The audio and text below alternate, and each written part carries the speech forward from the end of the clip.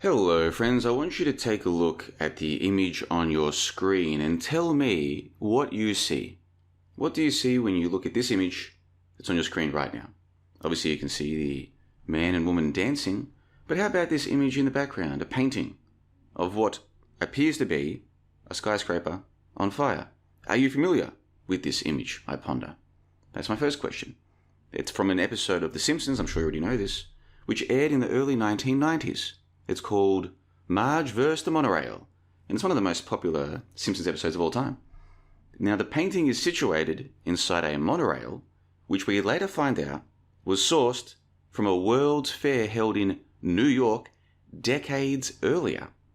Okay, so in the episode, there is a thing that says Springfield Monorail, but because of the speed of the out-of-control train, the out-of-control monorail, that sign, that logo peels off, and we see this, 1964. World's Fair.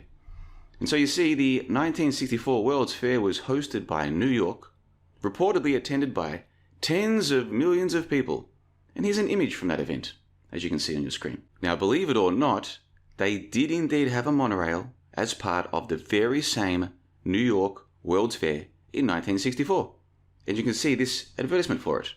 Visit the New York World's Fair 1964, 1965.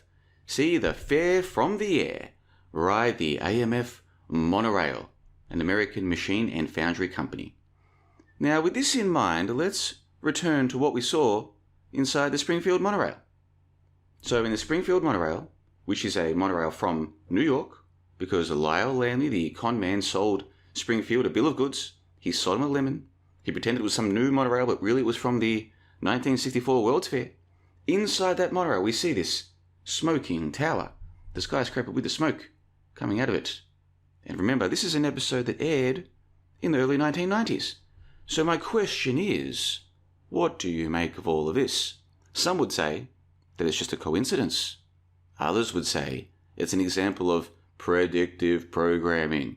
There's another group who would say that it is sync. It's a sync, they would say. Now, what many of us want to know is, why do these things seem to happen over and over and over again? I want to play for you a video from the 1964 World's Fair in New York. Before I do, I have published a couple of pieces recently to do with Marge vs. the Monorail, because I went and did a deep dive. I studied this thing frame by frame, and I found a lot of stuff in this episode that makes the picture with the smoking tower, it blows that out of the water. There's way more to this episode than that. You'll be surprised what I found. So I will link to the written article and to the 3-piece, 3-hour detailed video audio presentation doing a deep dive into this episode and looking at this idea of what is predictive programming and why is it so popular at the moment? Why are so many people convinced that people knew ahead of time what was going to happen?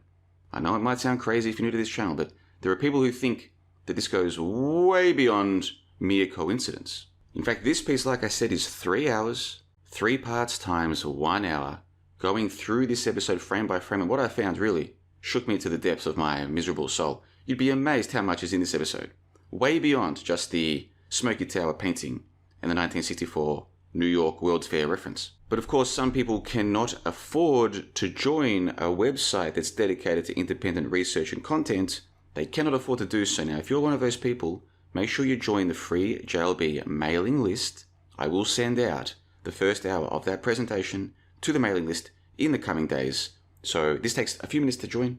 Go and check the link in the info box below. It'll take you to the mailing list, the free JLB mailing list. I do not spam your inbox. In fact, I haven't even sent out an email for like 6 months now, I think. But I plan to send out this mono sync to those people who cannot join johnthebond.com and get access to more than 500 hours of content waiting for them right now. So make sure you go and join that mailing list. Now, let's go and take a look at this World's Fair video.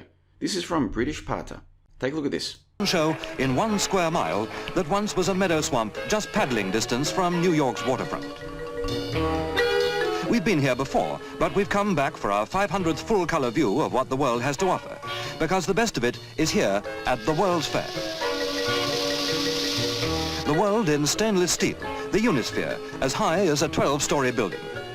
And we might be inside it here at Idlewild, the airport where, by the million, people from all over the world, hey-ho, are coming to the fair.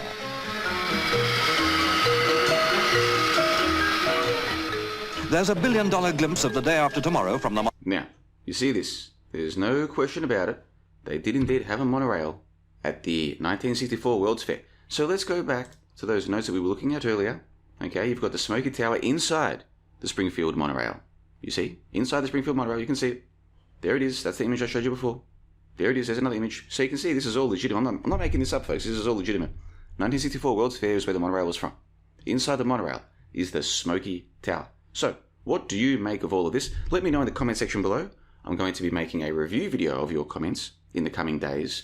And also make sure, if you're a member of johnthebond.com, you go and check out these two recent pieces. A written piece, Sync vs. Monorail, and a 3-part, 3 times 1 hour video presentation, video and audio presentation. It's available as both a video, each part is available as a video and as an audio, so you can either watch it or listen to the MP3. This is a very detailed analysis of not just this episode, but this concept of coincidence, predictive programming, and sync in general. We take a deep dive into this because something's going on here, folks. Something's going on, and it's time that we got to the bottom of it. And like I said, if you can't afford to join johnthebond.com, I understand. Some people just don't have any money at all. They live with their parents, they live in basements or underneath bridges and shit. They've got no cash. If you're one of those people, go and join the JLB mailing list. Link in the info box below, and I'll send this to you for free in maybe a week or two. I don't know. The members get first access, but you will get access. Go and join the free JLB mailing list. Takes 2 minutes to do so. And leave your comments in the comment section below. That's what I mean when I say that Truth Reveal is immersed in user-generated fan fiction. John the Bond called it a dirty little secret, and I think that is such a perfect... John the Bond, I would be on your server. I would be everything. I love your stuff. If I have a baby, I'm going to call it JLB.